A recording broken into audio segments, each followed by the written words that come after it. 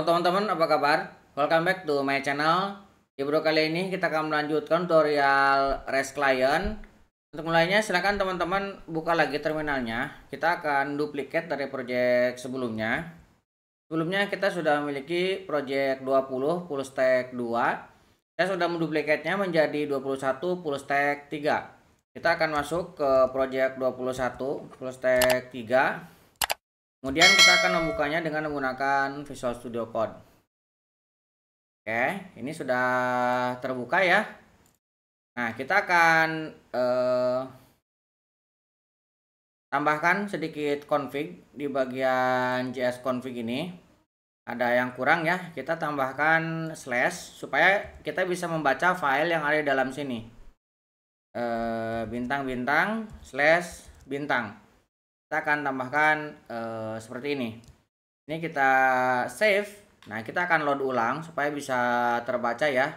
Kita akan close. Nah, kita akan load ulang. Nah, ini filenya kita load ulang kembali. Oke. Kita akan close bagian ini. Nah, kita akan coba untuk menambahkan bagian menu ya. Sebelumnya kita sudah memiliki susunan file, tapi belum ada isinya. Kita akan tambahkan di bagian home ini. Ini masih kosong. Nah, home ini kita akan isi dengan beberapa item, yaitu menu dan juga konten menunya. Kita akan definisikan dulu untuk menunya di bagian komponen. Kita buat file baru ya. Namanya menu.jsx. Kita enter. Nah, di dalam menu kita akan definisikan rfce. Nah, React function. Nah, seperti ini. Karena React-nya ini tidak dipakai, kita akan hapus. Oke. Kemudian di bagian awal ini kita akan definisikan untuk tokennya ya. Pertama saya akan definisikan cons. Usernya sudah login atau belum? Nah, kita akan cek jika user kita ambil dari secure local storage, kemudian kita akan ambil get item. Nah, kita akan ambil user. Nanti user ini kita isi ketika kita menggunakan login proses ya. Nah, sekarang masih hanya membaca aja. Ini belum ada storage-nya. Kemudian kita akan cek nih defaultnya, namanya adalah user. Ini defaultnya ya ketika tidak ada isinya. Kita akan cek jika usernya itu ada. Nah, kita akan isi di sini nama. Kita akan ambil user.name. Nah, name ini kita ambil dari kiriman atau simpan dari ini ya. Nah, ini kita simpan. Ini kiriman dari API yang kita simpan. Oke, kemudian kita akan definisikan untuk navigasinya. Kita menggunakan Bootstrap ya. Ini kita definisikan dulu sebuah konstanta. Nav ini untuk navigasi. Ini adalah sebuah function. Kita gunakan arrow function ya. Nah, di dalamnya kita akan mereturnkan komponen. Pertama kita akan definisikan dulu untuk mengecek apakah ada tokennya ataupun tidak. Nah, kita akan definisikan out ini. Kita akan ambil di secure local storage. Get item, kita ambil access token. Oke, kemudian kita akan cek nih. Jika dia tidak, outnya ini belum ada, jadi tidak terdefinisi, kita akan returnkan untuk menu yang tidak login ya. Nah, menu tidak login, pertama kita akan definisikan untuk container. Nah, container kita ambil dari Bootstrap ya. Nah, kemudian kita akan definisikan di sini navbar. Nah, red. Kemudian kita akan tambahkan di sini rep. Nah, repnya ini home ya, yang sudah pernah kita buat sebelumnya. Kemudian kita akan tambahkan di sini namanya kontak app. Ini untuk judulnya ya. Kemudian kita akan definisikan juga navbar toggle. Kita akan definisikan navbar toggle. Kita akan definisikan area kontrol, area ya, bukan area. Area kontrol. Nah, area kontrolnya kita akan bikin basic navbar. Nah, kita buat seperti ini aja ya. Basic nav. Kemudian kita buat navbar collapse, navbar nav. Kemudian kita buat nav kelas ME auto. Ini kita buat repnya pertama. Ini kita buat home ya. Home, misalkan home ini ke direktori yang sama seperti ini. Kemudian di sini kita buat login. Kita ganti dengan login. Dan kita duplicate. Ini kita ganti dengan register. Kita ganti dengan register. Nah, untuk linknya, navnya kita panggil dulu. Nah, kita panggil ya. Nah, sekarang sudah, tapi nav ini belum dipakai. Nah, collapse-nya sudah ada dan ini sudah berada di dalam kontainer. Jadi dia nanti ini sebagai judulnya ya atau brandnya. Nah, ini sebagai menu navigasinya nanti. Oke. Kalau misalkan dia ada out-nya. Kemudian kita akan definisikan untuk else. Nah, kalau misalkan dia menunya ini dia memiliki login, sudah berhasil login, maka kita akan kontainer, kita akan ambil kembali kontainer, kemudian navbarnya kita masih menggunakan yang sama ya. Nah, tapi kita akan tambahkan, sebelumnya kan hanya kontak app, kemudian ini kita basic navbar nav, kemudian ini kita buat responsif ya. Nah, kalau yang ini kan kita gak ada responsifnya, kita akan tambahkan navbar responsif di sini. Kita akan tambahkan di sini navbar collapse, navbar dot collapse. Nah, collapse. Kemudian kita tambahkan ID-nya responsif. Kita tambahkan ID-nya responsif navbar nav. Nah, misalkan seperti ini. Kemudian kita akan tambahkan tutupnya. Kita akan tutup di sini. Navbar collapse-nya.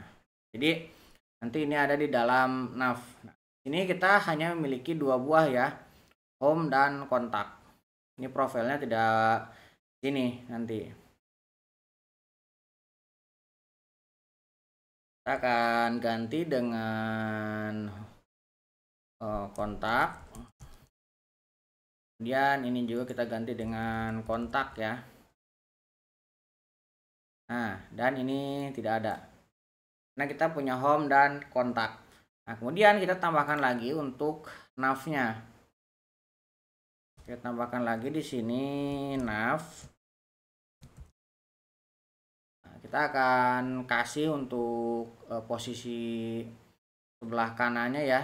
Nah, nanti kan ada menu, kemudian nama, nah gitu kan.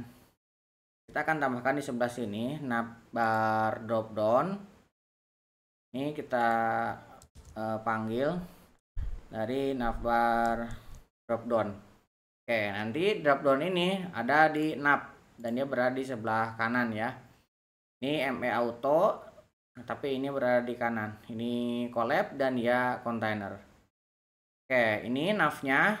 Nah, kita tinggal panggil ke returnnya di sini. Returnnya kita akan isi dengan pertama kita definisikan navbar, kemudian expand-nya kita buat LG ya, kemudian kelasnya kita ternary aja. Kita tidak usah pakai yang dark. Kalau mau pakai dark juga boleh ya teman-teman. Kita akan buat yang seperti ini aja. Baru di sini kita napnya kita panggil ya ke sini. Jadi dari kondisi yang ada di sini, nah dia kalau misalkan sudah belum login, dia hanya dapat menu home, login, dan register. Ketika dia sudah login, maka ada home, kontak, kemudian ada profile, ada logout. Nah ini untuk mengakses kontaknya. Oke, kita akan coba panggil ke home-nya ya. Di sini ada home. Nah, home-nya ini kita akan coba tambahkan. Ini return-nya kita akan modifikasi. Nah, kita coba modifikasi dengan seperti ini. Tapi ini enakan pakai kurung sih ya. Supaya kita bisa ngisi. Nah, di sininya ya. Kita bisa panggil menu. Nah, kemudian kita bisa tutup. Oke, kita save. Sekarang kita coba jalankan dulu ya. Saya akan masuk front end. Saya akan clear screen. Kemudian saya akan jalankan yarn wrap. Oke, saya tekan kontrol dan klik. Oke, kita akan coba lihat. Nah, ini tidak muncul. Oke, ini muncul tapi belum ada bootstrapnya ya. Nah, kita bisa panggil bootstrapnya di sini. Ini kan ada app. Nah, kita harus import. Nah, bootstrap this bootstrap.css. Oke, kita save. Nah, kita lihat lagi. Nah, sekarang kontak app sudah muncul ya. Kontak app, home, login. Kalau ini kita arahkan, dia masuk ke login. Ya. Kalau ini register kita klik, dia pergi ke register. Nanti kita lengkapi untuk kontennya ya. Kalau home dia tetap di dirinya sendiri, kontak juga di dirinya sendiri. Sekarang kalau misalkan kita isi di bawahnya ini lebih rapih ya, kita akan coba tambahkan. Nah, di bawahnya ini tadi kita home, ini belum ada apa-apanya. Kita coba tambahkan di sini sebuah kontainer. Nah, kontainernya ini kita akan isi dengan row ya. Nah, kita akan isi dengan row. Kita tambahkan di sini class name. Misalkan margin top MT3. Kita buat MT3 ya. Ini untuk row-nya. Oke, kemudian kita coba buat sebuah card. Kita akan panggil sebuah card. Kemudian card ini kita definisikan class name-nya. Misalkan bordernya kita kasih 0 ya. Bordernya kita kosongkan. Oke, kemudian kita tambahkan di sini card body. Kita kasih contoh seperti ini aja ya. Yang sederhana. Jadi kita memiliki sebuah card body, kemudian bodinya kita isi sebuah simple text, kemudian kita kasih keterangan home page misalkan ya. Kita save. Sekarang kita coba lihat lagi. Nah, ini udah ada ya. Ini hanya untuk keterangan bahwa kita berada di home. Nah, kita akan coba akses kalau misalkan tidak ada yang tidak terdefinisi. Nah, di sini kita diarahkan ke no page. Nah, tidak ada halaman. Nah, tidak ada halaman, kita akan modifikasi ya. Ini hanya no page seperti ini. Kita akan coba rapihkan. Nah, kita gunakan sebelum ini kita kasih kurung. Kemudian kita akan coba rapihkan dengan seperti ini. Nah, dalamnya kita coba buat sebuah div. Nah, div kita tutup seperti ini. Kemudian di sini ada div lagi. Nah, dalamnya kita bikin heading 1. Misalkan 414. page not found seperti ini ya. Nah, kalau dilihat dia ada heading 1 page not found. Kita akan kasih dia di tengah-tengah ya. Kita definisikan di sini class name-nya di flex justify content center, legend itemnya legend itemnya center. Nah, kita kasih legend itemnya center. Kemudian kita akan tambahkan sebuah style di sini. Kita kasih 100% untuk tingginya. Nah, sekarang kita save. Sekarang kita coba lihat lagi. Nah, sekarang udah pas ya, berada di tengah-tengah. Nah, ini kalau misalkan tidak terdefinisi URL yang kita akses. Tapi kalau misalkan ada, ini home ya, kemudian login belum kita buat. Ini masih teks doang. Register juga belum kita buat. Nanti kita buat halaman login dan registernya. Oke, untuk home dan juga not found sudah kita styling ya, dan sudah kita rapihkan. Nah, di video selanjutnya kita akan menambahkan halaman login dan proses login ya. Mudah-mudahan bisa membantu teman-teman. Pada teman-teman yang belum subscribe, jangan lupa subscribe dan nyalakan tombol loncengnya. Sampai ketemu di video selanjutnya.